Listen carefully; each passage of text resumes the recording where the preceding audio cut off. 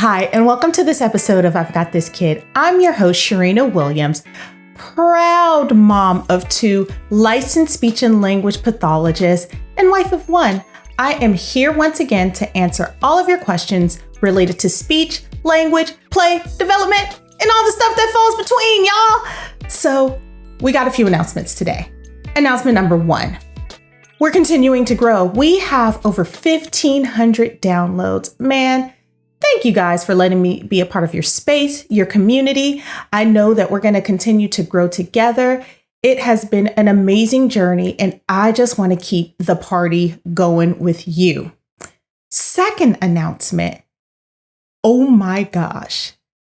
Pre-COVID, I wrote a book on self-care for moms, new moms specifically.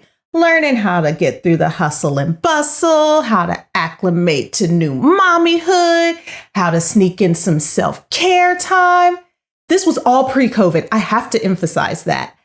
And I'm going to release it. And I'm so excited. How do you get a copy of it? It's simple. You go to my website, iHeartSpeechTherapy.com, subscribe, and guess what? An ebook comes your way. That's all you got to do. And so that will be coming out in the next week or so. We will button things up. I am glad to get this out. I even had to reread it for myself and remind myself of a few things that I needed to do. And the best part of it is I am not the kind of writer as I am the kind of talker. In other words, I talk a lot, but my writing is usually pretty much to the point, and it's like a go do. And so this read should take no more than like 30 minutes at best. Why? Because us moms, we're busy. We got stuff to do. And so a 200-page book on self-care, I know for me, I don't have time for barely anything except to breathe, eat, and be a mom and be here with y'all, which is one of my favorite places to be. And so know that I wrote this in mind for you guys who have crazy, hectic schedules. And my final announcement, I am so excited about this one too. Kyla Ettinger is going to be on our show next week. She is also a speech and language pathologist, but what makes her so cool, her and her husband, they teamed up together and they created an app. But it's an app for parents.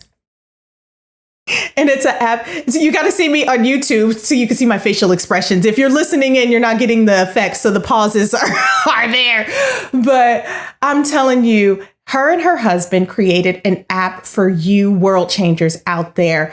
Why? Because she wanted to tool you guys up and make sure that when you're at home, you have the tools that you need to learn how to get language out of your sugar. My kind of gal. So she's going to talk about how we can use technology in an amazing, supportive way that fosters and nurtures our sugar's growth and development.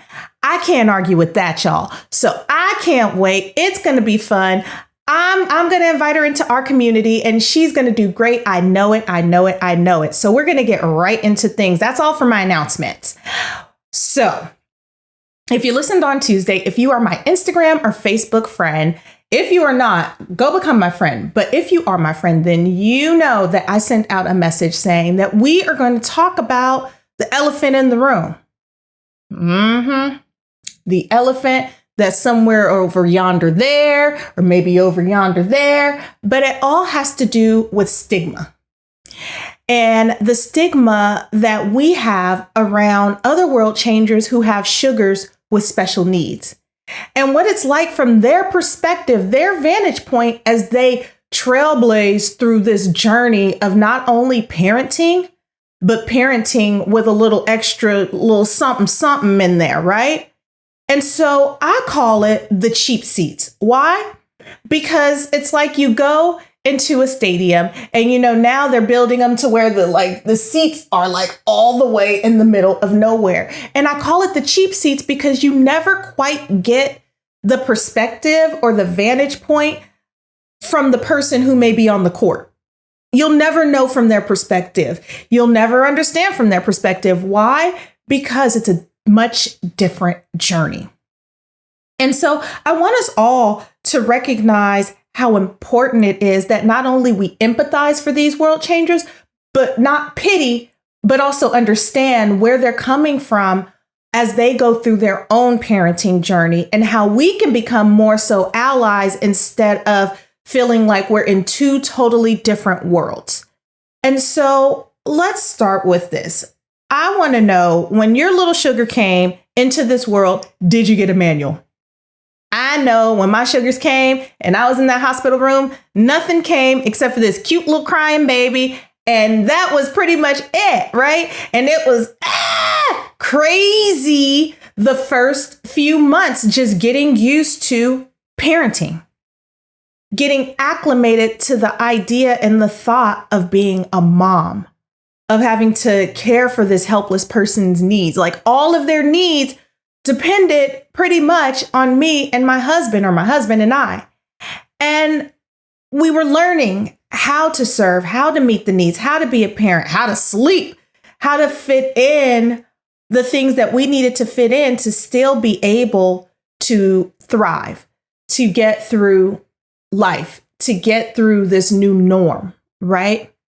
And that in and of itself is a job.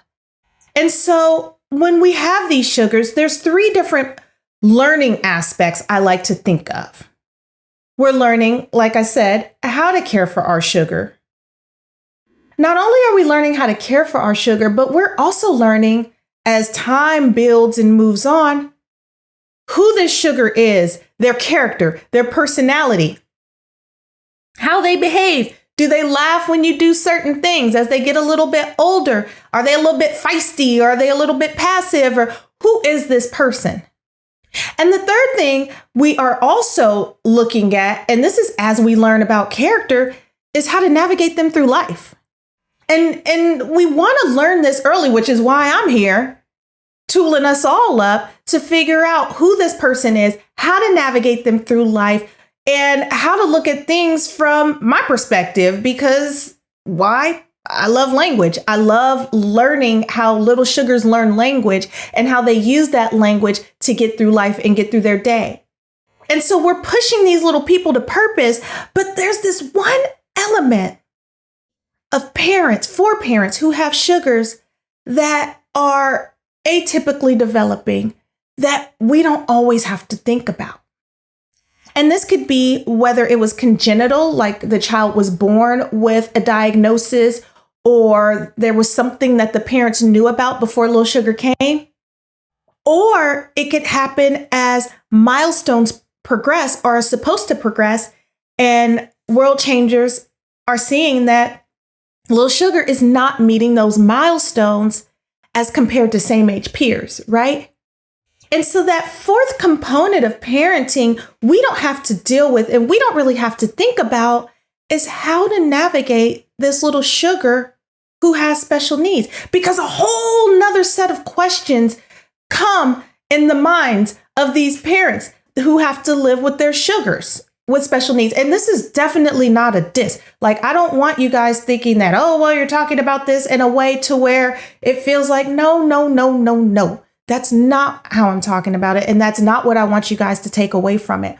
Again, I want us to empathize and understand so we can be better tools for the community around us. That's what we're trying to do here. And so it's a different little something that they have to think about, that we don't have to think about. Because again, for most of us, we're pushing the purpose. And that doesn't mean that our world changers who have children with that are neurotypical learners or neurodivergent learners aren't pushing their sugars to purpose either. It's just a little bit different of a concern that we don't necessarily have. And so some of these concerns that I've heard over the years are, will my sugar be able to have a normal life? Will they be able to go to college? Will they even be able to go to kindergarten with their same age peers? Will they have to have specialized services? What will the world think of them because they're different? How do I know if I know how to support their needs? Am I even capable of caring for this sugar? Can I fulfill everything that they need in order to thrive? Is the team around them giving them everything that they need in order to thrive? In more moderate or severe cases, will my sugar need lifelong care support? What happens to my sugar if something happens to me or my husband, my parenting partner? What happens to them, right? And so we don't necessarily have to think about these things. And that's where the parenting gets different. Because for us world changers, we're like, let's get them ready for school. Let's push them to purpose. What is it that they're good at? What is it that they're great at? Let's sow those seeds. Whereas the parent who has the sugar, who may be a neurodivergent learner, has to think about alternative ways to push to purpose in a non-traditional way. And so that's much different because there's an added element to that we don't have to, ponder over. And so I want us to keep that in mind. And that brings me to my next point. How can we show empathy? It's important because our world changers, we all need empathy. We all need grace at sometimes. We all need somebody to tell us that, hey, you're doing a good job. Hey, keep the party going. Hey, I learned X. Maybe this will work for you. Or do you just need somebody to listen?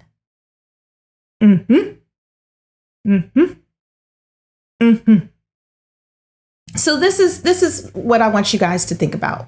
1, don't judge world changers who have sugars with special needs. It's not going to help you. And I mean it in this respect. It goes back to the cheap seats. When we're out in the community, sometimes there might be that one little sugar who may be doing stuff that we would consider as inappropriate behavior. If they are tantruming in the aisle, falling out, maybe showing some behavior that you wouldn't necessarily agree with or allow your sugar to do.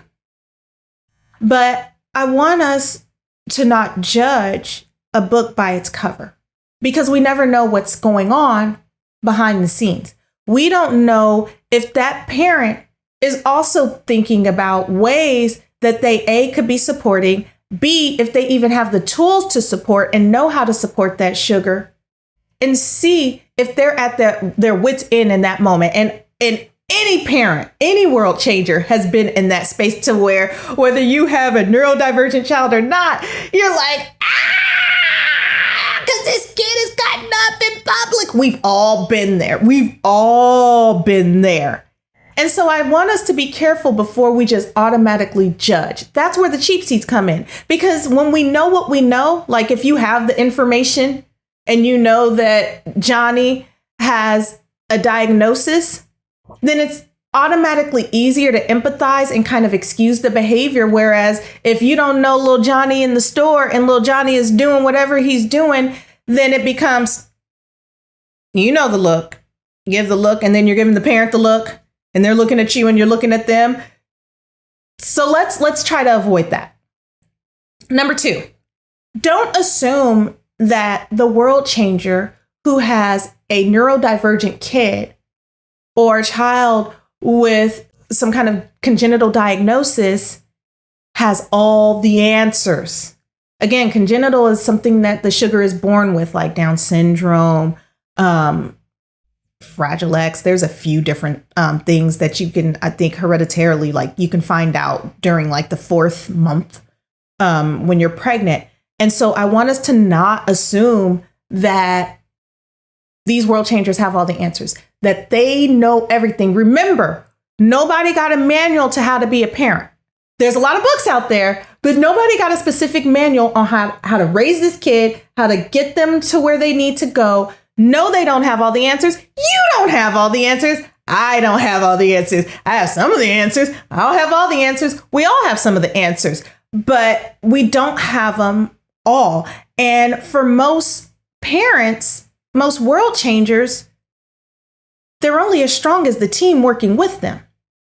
So you have to consider from your vantage point, you don't have a team working with your sugars. You have your teachers and things like that, but you don't have to worry about, in most cases, speech therapy and occupational therapy and physical therapy and whatever doctor specialist that they have to see to monitor them. You don't have to worry about IEPs. You don't have to worry about 504 plans. These are things that you guys don't necessarily have to worry about. And those people who are a part of that team, if they don't necessarily specialize in the area that your sugar needs support, then it can be a disservice to that world changer, and they might not be tooled up.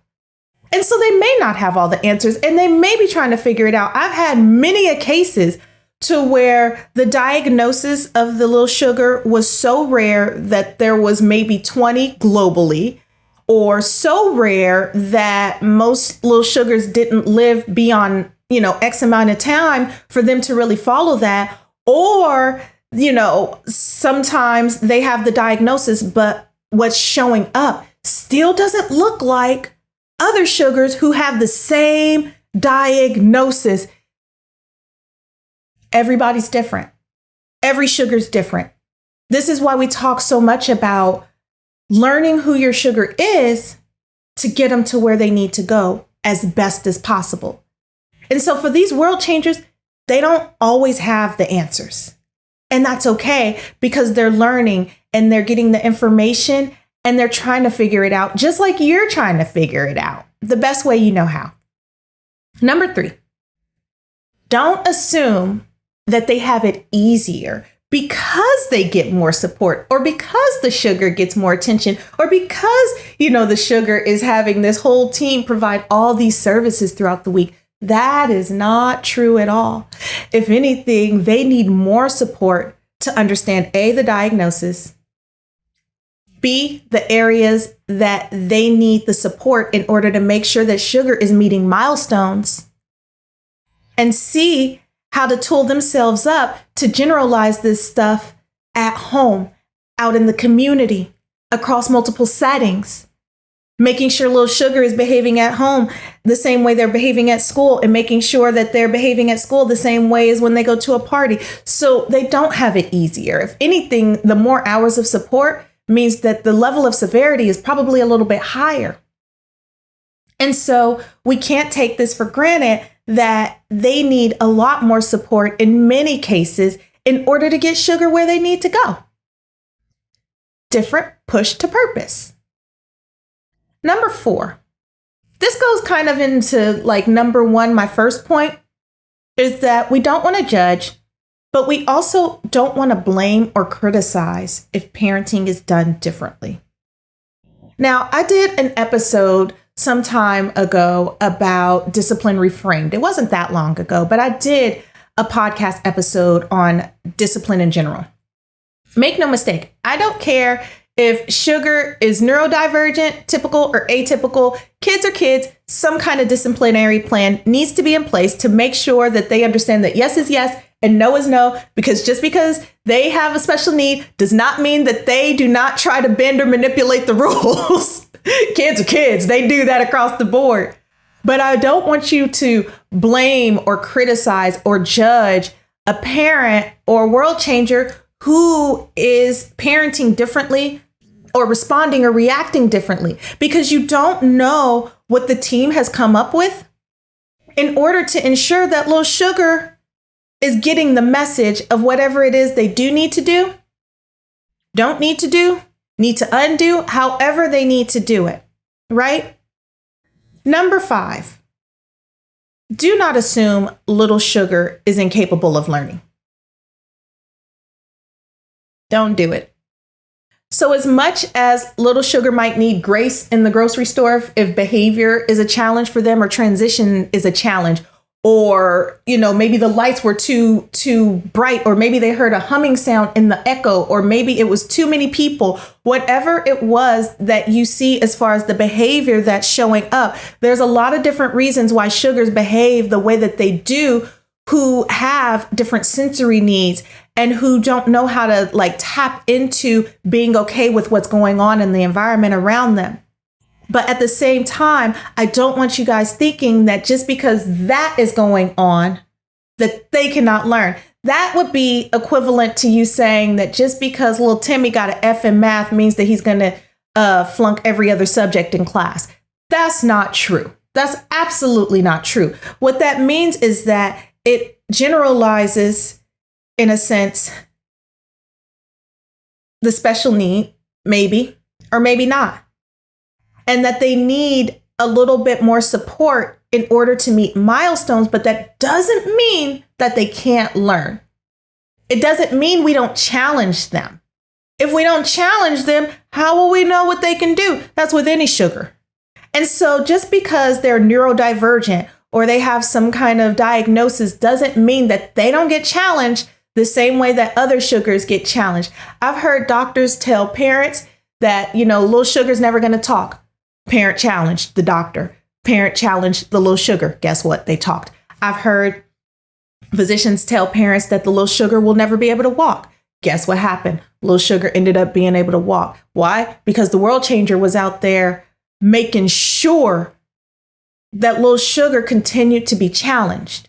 And so we can't assume that they can't learn and they can't be challenged and that they don't need a roadmap, just like we need a roadmap. They need one just like we need one to get our sugars where they need to go, to get us to where we need to go. They need a roadmap too. And so we don't assume that they cannot, because they can do a whole lot. I've seen it. Number 6, do not pity them. There's nothing that's pitiful happening. There's nothing pitiful happening. Now, world changer might not be tooled up, but that's different than being pitiful and pitying somebody and treating them in a way to where they almost feel like they're being coddled, or they're being treated in a way to where they just need all of this sympathy and poor you and poor. They're not that poor. Maybe a little tired, maybe a little more tired than us, but they're not poor. They're fine. They just need us to understand their perspective and respect it. Respect that parenting is different. Respect that in some ways it's the same, but they don't need that pity.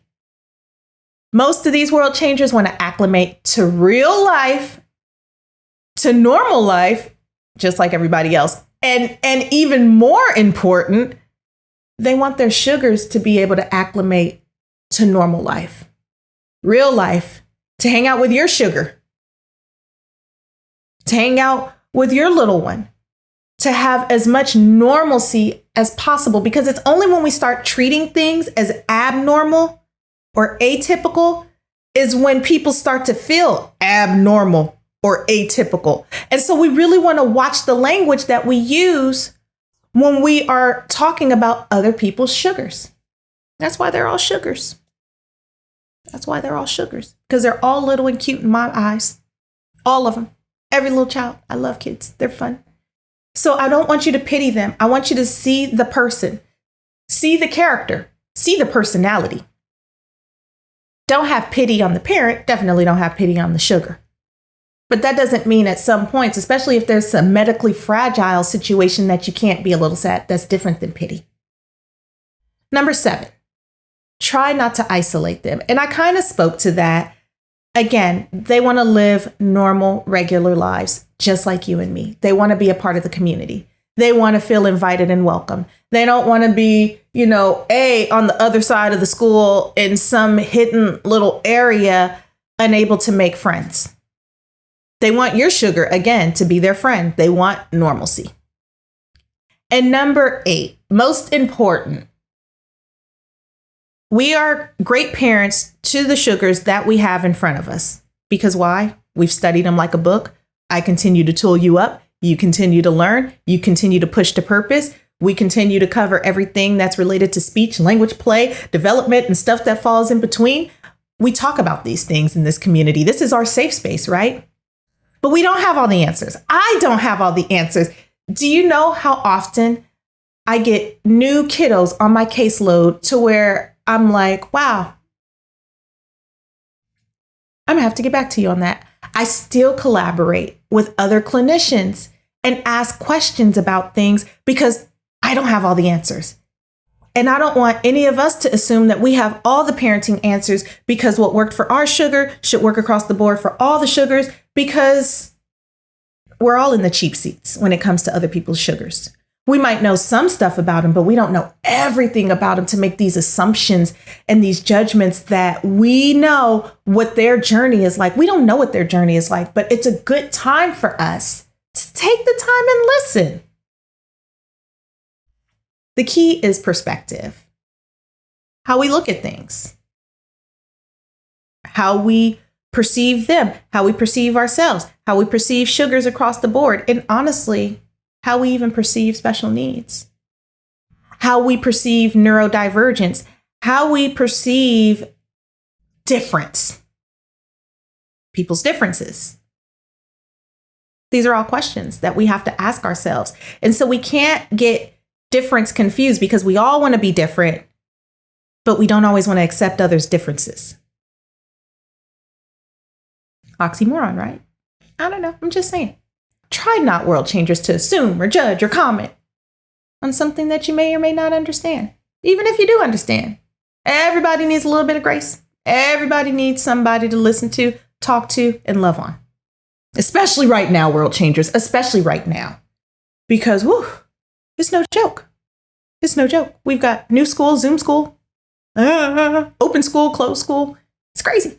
And so I just want us to be able to be in that space to understand other people's perspectives, respect other people's perspectives, and be in a place to where you can be a tool for other people out there. Because you know what? We're better together, y'all.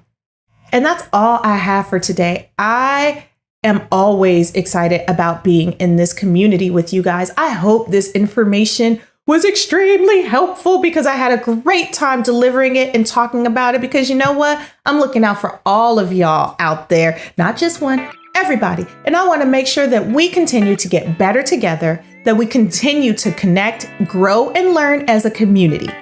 And if you have not done so already, catch up on past podcast episodes, subscribe, check out the YouTube page, check out iHeartSpeechTherapy.com. Remember, the ebook will be coming out, and all you have to do to get it is subscribe. Type in your email address, subscribe, it's coming your way. World changers, always an honor, always a privilege. Until the next time, take care.